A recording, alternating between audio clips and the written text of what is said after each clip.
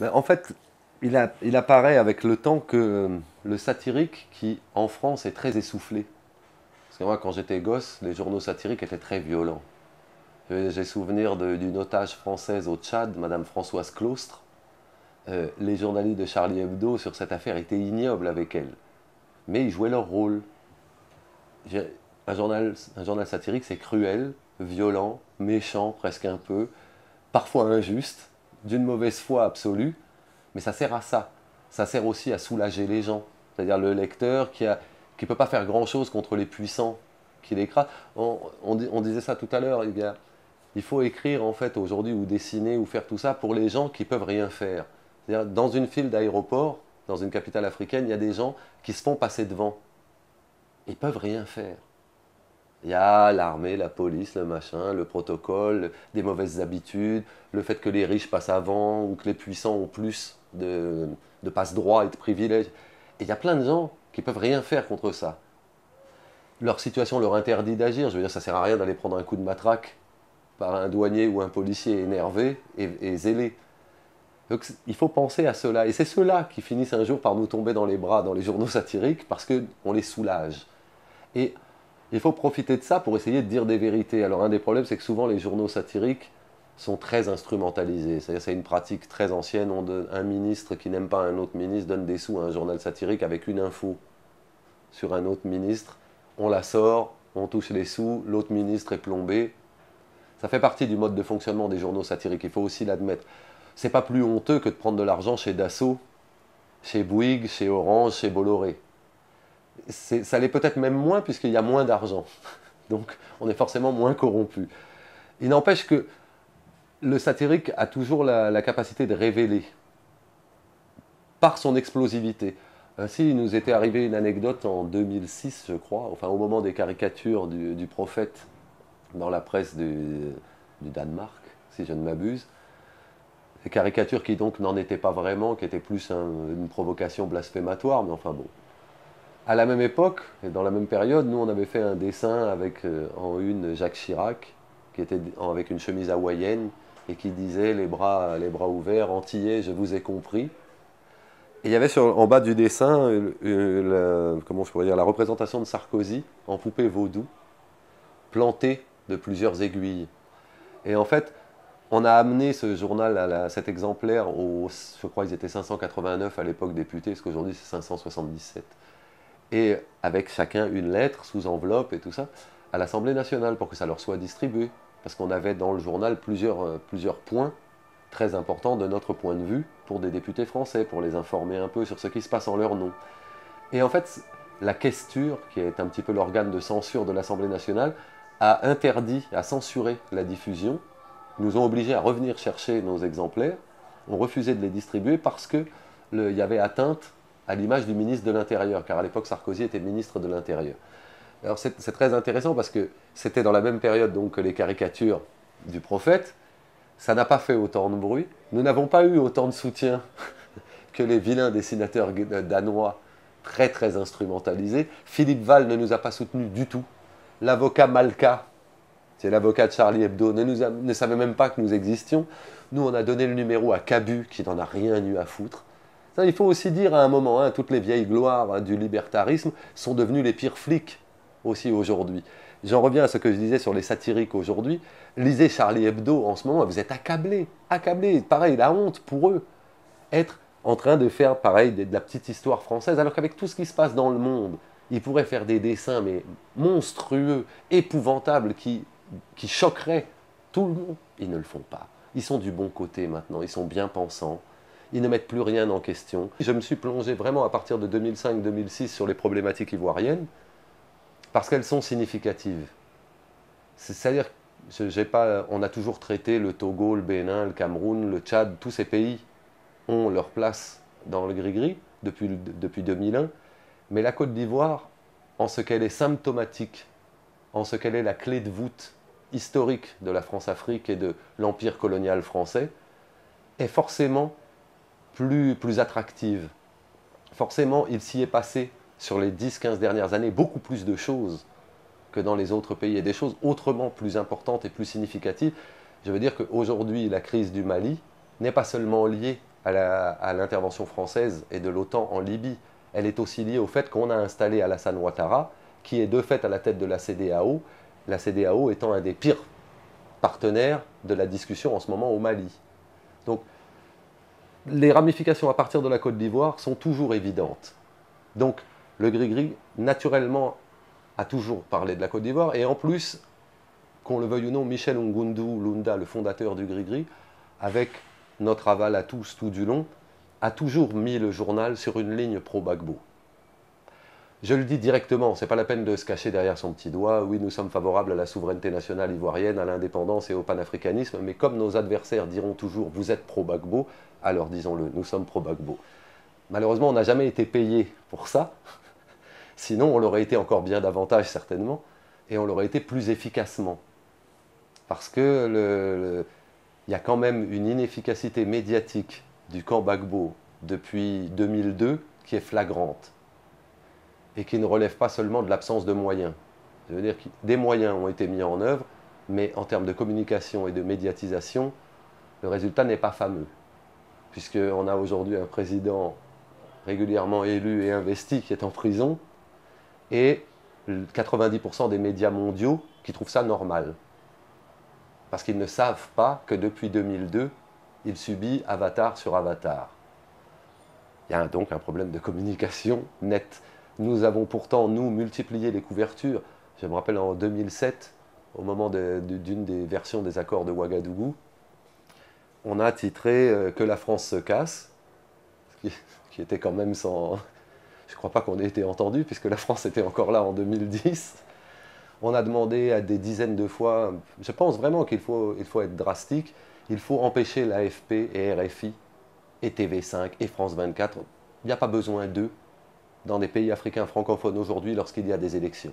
Ce ne sont pas des observateurs crédibles, ce sont dans 90% des cas des agents stipendiés propagandistes qui prennent en charge leurs collègues qui viennent des autres journaux lorsqu'il y a des grands événements pour leur donner une version toute prête, ce que feu Jean-Hédère Nallier appelait le prêt-à-penser. On leur donne une situation, Gbagbo ne veut pas quitter le pouvoir, Gbagbo est ivoiritaire, il est contre les djoulas, il a des pratiques ésotériques, il est ceci, il est cela. Eux n'ont jamais été beaucoup plus loin. De 2002 à 2010, ils nous ont apporté, toutes les semaines que Dieu a fait, la preuve qu'ils n'étaient ni honnêtes, ni rigoureux, ni bienveillants. Je sais que le président Gbagbo est francophile, je sais qu'il n'a jamais souhaité qu'on tire sur les Français. J'en conclus donc qu'il ne se sentait pas de faire un acte politique pareil. Mais je pense que si ces médias français n'avaient pas été en Côte d'Ivoire le 28 novembre 2010, l'élection se serait beaucoup mieux passée. Pour écrire le livre, je me suis vraiment replongé. J'ai une toute petite formation historique qui ne me permet pas de me vanter d'être historien, mais qui m'a donné, ce que l'université m'a apporté, c'est d'une méthodologie de travail. C'est-à-dire voir quelles sont les sources et les hiérarchiser et les prendre une à une. Donc j'ai d'abord lu, des livres, lu des journaux que je pouvais récupérer, à la fois sur la période de la crise post-électorale, mais même des années précédentes. Et à un moment, je me suis plongé dans les vidéos. Et on trouve, sur Internet, on peut remonter très très loin dans la crise ivoirienne. Toujours des informations françaises. Grâce à l'INA, l'Institut National de l'Audiovisuel, on peut revoir les soirs 3 de toutes les périodes. Et je me suis tapé ça.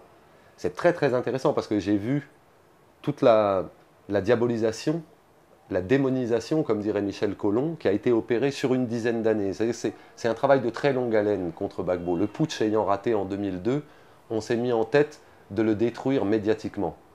De telle sorte que le jour où le putsch a réussi, il n'y avait plus personne pour le défendre ou même l'écouter. Pour pouvoir réussir ça, il a fallu la complicité objective, des complicités objectives qui vont au-delà du chiracisme ou du sarkozysme. Il a fallu au minimum le consentement de la gauche, de la gauche socialiste. Parce que, il faut le rappeler, pendant la crise post-électorale, le Parti communiste a été à peu près digne, en la personne du député Lecoq, qui a plusieurs fois sauvé l'honneur français par des interpellations à l'Assemblée nationale, des lettres au gouvernement, la demande d'ouverture de commissions d'enquête, qui a toujours refusé l'intervention française. Enfin, côté communiste, on a tenu bon. En revanche, côté socialiste, ça a été la débandade. Mais la trahison, elle est à la fois, sur le plan anecdotique, elle est ancienne. C'est-à-dire qu'en 2003, Éric Besson, futur traître rallié au sarkozysme en 2007, en 2003, il assiste à une réunion du Parti socialiste autour de la question ivoirienne, parce que Jacques Chirac est en train de frapper très fort dans la résolution de la crise ivoirienne à sa façon. Ça débouchera sur les accords de Linas Marcoussi, qui sont une catastrophe démocratique, puisqu'on a imposé des rebelles comme opposants, et d'une, et deux, on les a imposés comme ministres. Mais à ce moment-là, pendant que Chirac fait ce coup de force-là, Éric Besson sort de la réunion du PS, dit à un journaliste de Libération que le PS lâche Gbagbo. Donc le PS n'avait pas de position arrêtée. Ils étaient gênés aux entournures, mais il y avait quand même à l'intérieur du PS un certain nombre de personnalités fortes, comme Henri Emmanuelli, ou, je ne sais pas, l'oncle, enfin ils sont un certain nombre, Le Guen, Cambadélis même peut-être, qui tenaient bon. Donc, Besson a allumé une mèche qui, dès le lendemain, a été reprise par une bonne partie de la presse ivoirienne et qui n'a pas peu contribué à l'impression que Gbagbo était un pestiféré, qui était même repoussé par ses camarades de l'Internationale socialiste. En 2004, si je ne m'abuse, François Hollande l'a jugé infréquentable. Je veux dire, quand on s'est assis, comme François Hollande, avec tant de gens dégueulasses, il n'y a pas d'autre mot, au Parti socialiste, quand on a serré les mains que François Hollande a serrées avant d'être président, on ne peut pas trouver quelqu'un d'infréquentable, c'est pas possible. C'est vraiment pas possible. Donc, la trahison, comme ça, a un volet anecdotique, d'année en année, et ça a culminé en 2010-2011 avec Martine Aubry, trouvant qu'on devait envoyer Laurent Gbagbo devant la CPI, Arnaud Montebourg, bon, je ne vais même pas les lister tous, c'est tous à chaque fois nul, c'est-à-dire que ça ne repose sur rien. J'ai rencontré Arnaud Montebourg, longtemps après sa déclaration où il disait qu'il fallait envoyer Gbagbo devant la CPI, je lui ai donné mon livre, il m'a dit « Ah, j'y connais rien à la crise ivoirienne ». Alors là, ben voilà, question que je pose aux gens qui nous regardent, qu'est-ce qu'on fait? Est-ce qu'on le considère comme quelqu'un qu'il faut attaquer, puisqu'il change de position au gré des circonstances, ou est-ce qu'il faut y voir un progrès à l'intérieur du PS de la question ivoirienne? En tout cas, il y a un problème plus fondamental qui se cristallise dans le PS, mais qui d'après moi engage toute la gauche française, un problème de pensée pure, politique, économique, sociale, sur les problématiques africaines. On en est resté, d'après moi, en gros à René Dumont, c'est-à-dire les années 60. Les Africains n'ont qu'à faire de l'agriculture pour assurer leur autosubsistance. Ils sont trop nombreux, parce que c'est quand même ce que les écologistes et une partie de la gauche a longtemps pensé, alors que le continent est objectivement sous-peuplé, et qu'il y aura industrialisation et développement quand il y aura 2 milliards d'habitants en Afrique. Ce sont des questions statistiques, économiques et politiques difficiles à contester. Bien, les Français de gauche les contestent depuis des années, en utilisant l'exotisme, le culturalisme, le folklorisme, le traditionnalisme, toutes choses qu'ils détestent en France, c'est-à-dire que quand vous les envoyez en Bretagne, aller regarder des gens qui jouent du biniou en costume traditionnel, ça les ennuie. Ils ont un peu honte, ils trouvent ça ringard. Mais aller dans n'importe quel pays d'Afrique voir une petite cérémonie traditionnelle comme ça, c'est du dernier chic et c'est de l'avant-garde intellectuelle. Et peu à peu, en même temps que la gauche perdait historiquement en Occident, car la gauche a perdu. Il faut quand même l'admettre une bonne fois, si on veut qu'elle gagne un jour, il faut admettre une défaite profonde. La chute du mur de Berlin, c'est le dernier volet avant l'acceptation de cette défaite totale, qui pour moi se matérialise par le fait que nous ne produisons aucune idée nouvelle. Nous n'avons rien, la gauche française ne donne pas d'idées, ne donne pas de pistes, n'offre même pas de champ de réflexion sur ce qui s'est passé et sur ce qui est et sur ce qu'il faudrait faire.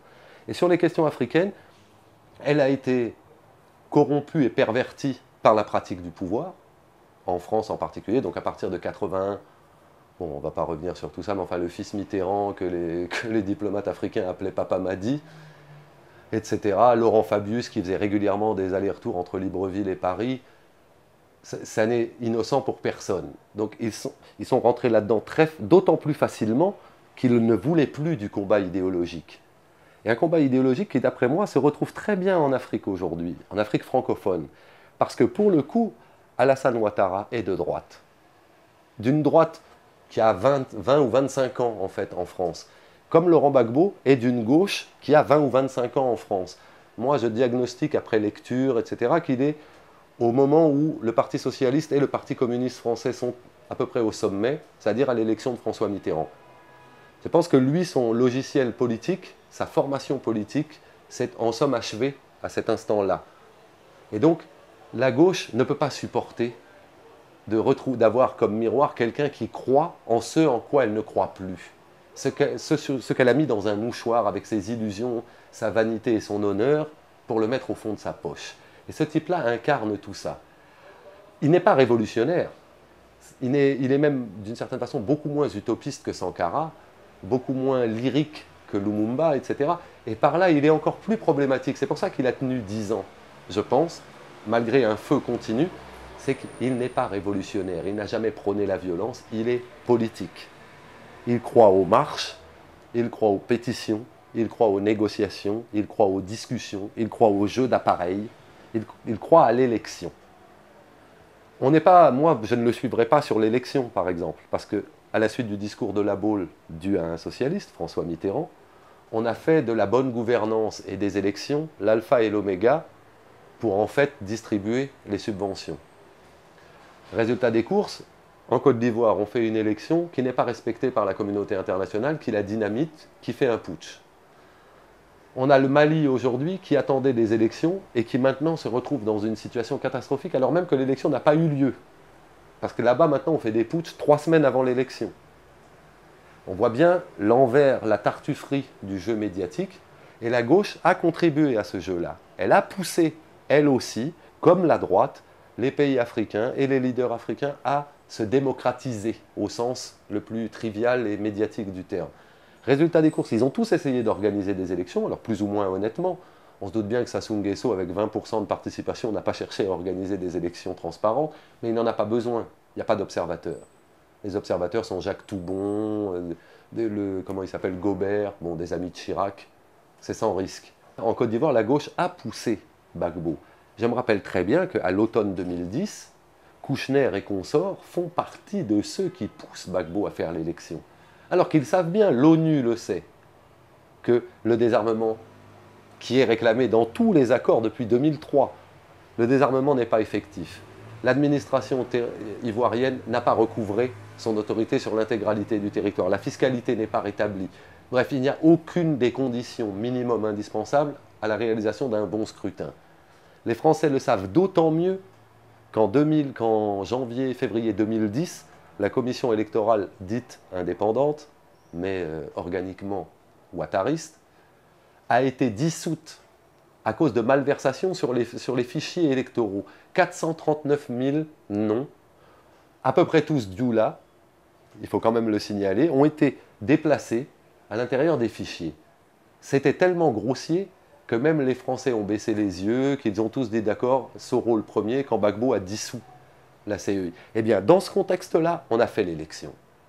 Là, il y a une malhonnêteté médiatique, une malhonnêteté universitaire et intellectuelle, car tous les spécialistes de l'Afrique n'ont pas dit un mot à cet instant-là, et on les retrouvera tous en décembre écrivant un texte lâche, ignoble et honteux qui leur pèsera sur la conscience très longtemps, dans laquelle ils ont mis des noms d'intellectuels qui ne les cautionnaient pas, comme Achille Mbembe, par exemple, qui s'est retrouvé pris en otage par des lettres d'universitaires lâchant Gbagbo, entre guillemets.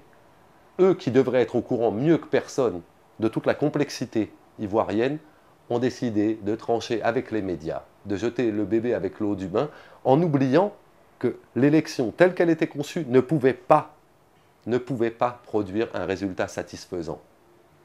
Et là, la gauche a une vraie responsabilité, parce que Gbagbo n'a cessé de regarder la gauche comme son allié. Toujours. Alors, je pense qu'il n'est pas naïf. Il savait très bien que ces gens-là, leur soutien était très très relatif.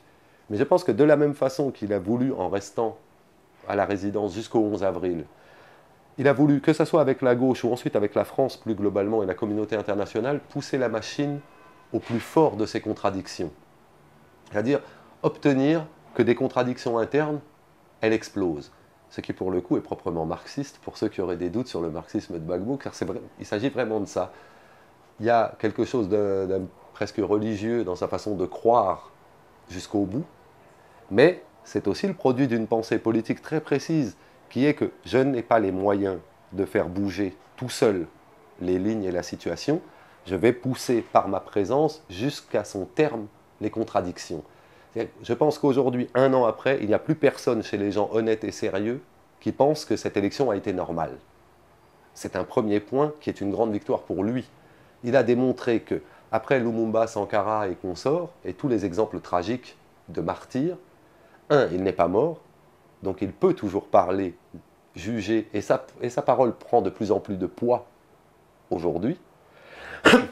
Et 2, il a montré que le schéma proposé par les médias, par les Occidentaux était un jeu de dupes, était empreint de duplicité, et que ça ne pouvait pas fonctionner. Moi, je pense que sa mission, c'est celle-là.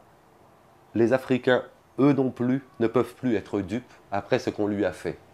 Il arrive à la CPI, on découvre qu'il est indigent, alors qu'on nous a expliqué qu'il avait détourné tout l'argent du monde, qu'il était corrompu, qu'il avait des comptes en Suisse. Parce que ça, Le Point, dans le traitement médiatique, Le Point, le journal français, aura poussé très loin. Ils ont fait un titre qui disait « La Suisse bloque les éventuels avoirs de Laurent Gbagbo ».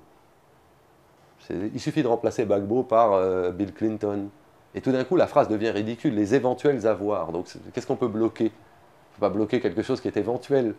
Le Point y est arrivé. Dans les derniers jours de mars 2011, début avril, le Canard enchaîné a fait une succession de révélations qui, moi, me font forcément me demander à quel jeu joue le Canard enchaîné. Parce que ça, ce sont des informations de journaliste à journaliste, il les avait depuis un moment. C'est des choses que nous savons tous, que nous avons tous dit, qu'il y avait de l'or qui était volé, soit dans des mines d'or, soit chez les gens. Parce que par exemple, en Côte d'Ivoire, je ne suis pas un grand spécialiste de la sociologie ni de l'ethnographie ivoirienne, mais je sais que chez les Baoulés, l'or est très très important. L'or des Baoulés a été volé dans des centaines de foyers, à Bouaké et dans nombre d'autres endroits.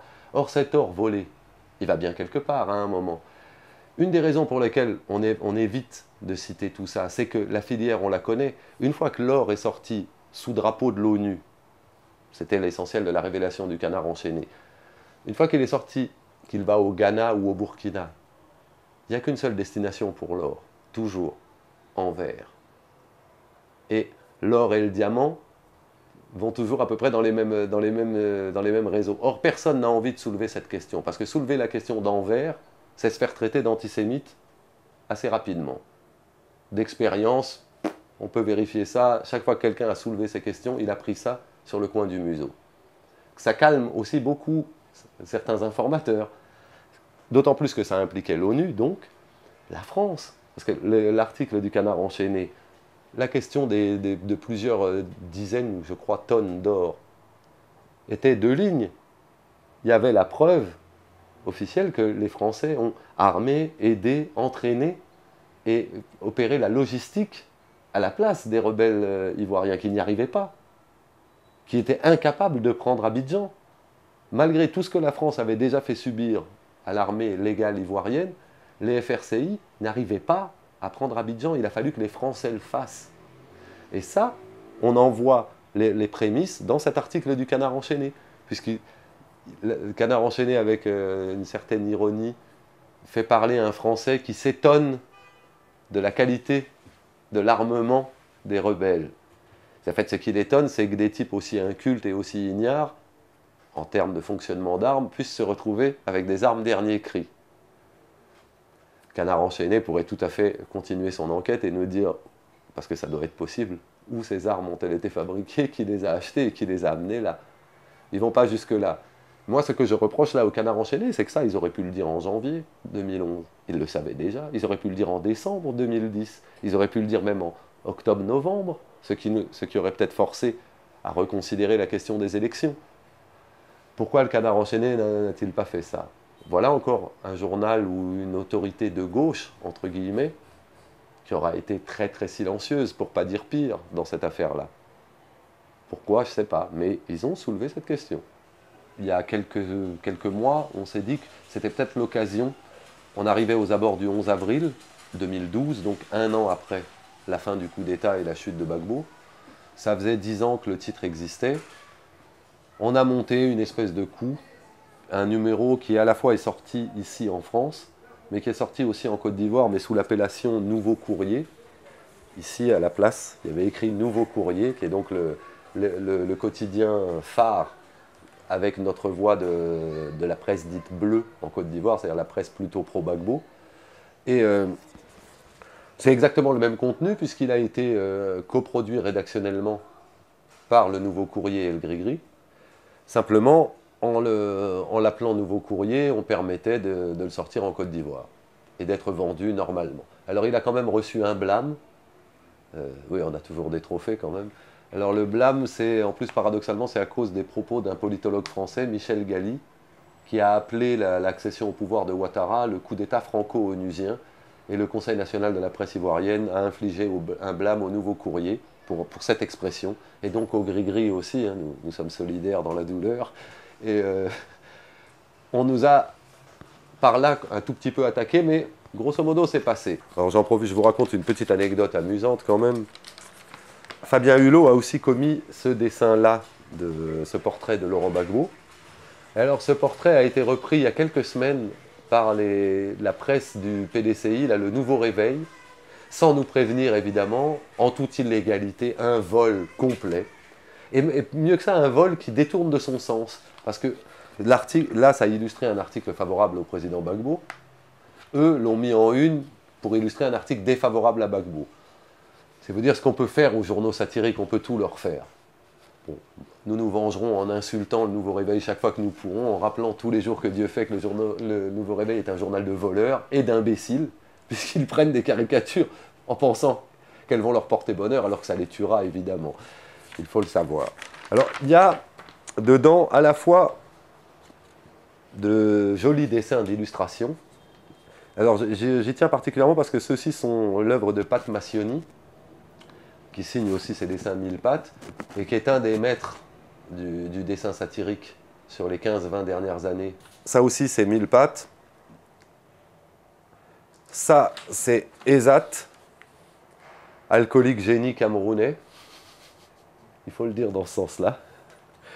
Là, c'est Fabien Hulot. Ce sont les 3 dessinateurs avec lesquels on a collaboré pour ce numéro-là. Ça, c'est un des éléments les plus forts, à mon sens, de ce numéro. À la fois, il y a 2 dessins de pattes extraordinaires, mais surtout, ça, c'est l'œuvre d'un non-journaliste, un autodidacte, Patrice Broyer, français, époux d'une Ivoirienne, évidemment très touché, très sensibilisé, lui, depuis 2002, à toutes ces questions, et qui a établi une véritable chronologie qui court du 25 novembre 2010 au 11 avril 2011. C'est-à-dire un boulot qu'aucun média n'a fait. Un boulot quotidien de recensement de tous les faits, des déclarations, des actes délictueux, etc., qui ont émaillé toute la crise. Là, c'est le rôle un petit peu assigné au politologue Michel Galli, qui a donc fait la guerre nomade, relations internationales, médias et changement politique.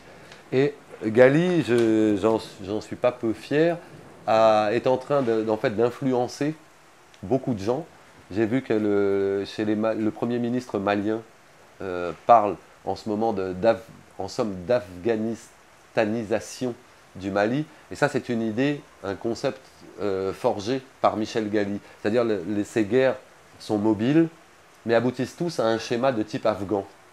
Et c'est ce qu'on déplace, et c'est ce qui arrive en ce moment au Mali.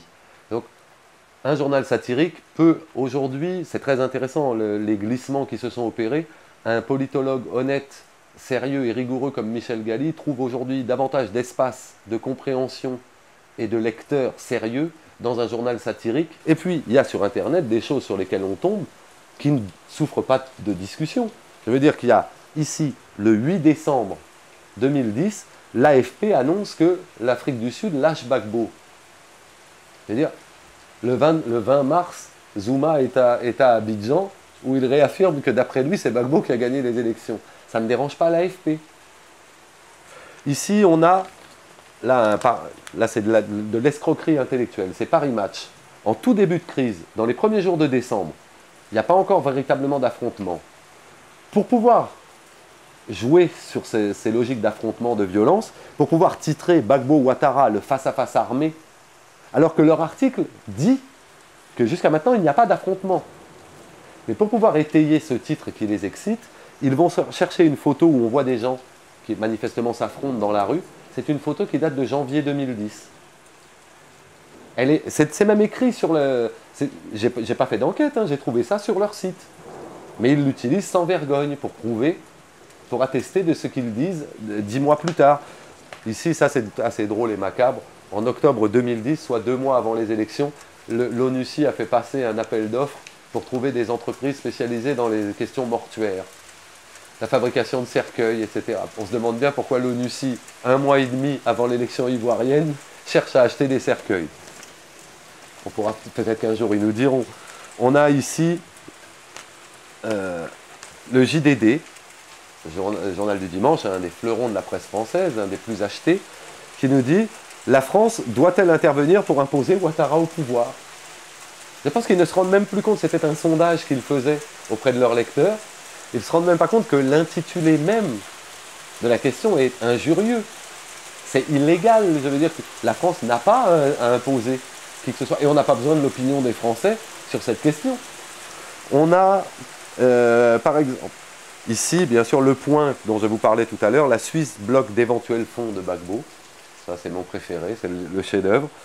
On a mars 2011, Human Rights Watch, financé par George Soros, qui prêta un avion de campagne à Ouattara, et qu'on retrouve Human Rights Watch impliqué en Libye et en Syrie, toujours dans le rôle du menteur, qui eux disent, alors, les ONG sont les nouvelles, le Grigri dit, les ONG sont les nouvelles informatrices. Parfois préposées à la déstabilisation par campagne de presse, Human Rights Watch a reçu 100 millions de dollars de l'affairiste international et notoire ennemi des États et des frontières, George Soros. Soros a aussi prêté un avion pour sa campagne à Ouattara. Human Rights Watch titre « Les exactions commises par les forces de Gbagbo s'apparentent à des crimes contre l'humanité ». Puis, en sous-titre, « Alors que la crise s'aggrave, les deux camps se rendent coupables de graves abus ». Donc le sous-titre est honnête, enfin relativement équilibré. Le titre, lui, n'incrimine que les Gbagbo. Et c'est en permanent. Là, c'est une sélection, on en a pris 9.